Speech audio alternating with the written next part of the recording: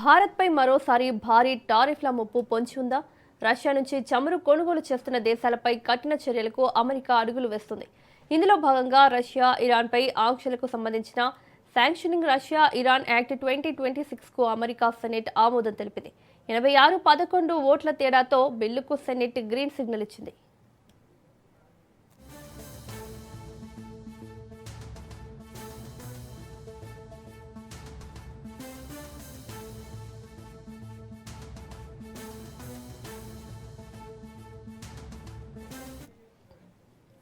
ఈ bill August 31న ప్రతినిధుల సభ ముందుకు వెళ్లనుంది. అక్కడ కూడా ఆమోదం పొందితే అధ్యక్షుడు డొనాల్డ్ ట్రంప్ సంతకంతో చట్టంగా మారనుంది.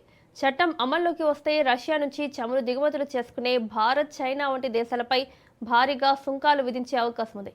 భారత్పై టారిఫ్ ఏకంగా 100% వరకు ఉండొచ్చని అంచనా. ఉక్రెయిన్ యుద్ధాన్ని ముగించేలా రష్యాపై ఆర్థిక ఒత్తిడి పెంచడమే ఈ బిల్లు లక్ష్యంగా చెబుతున్నారు.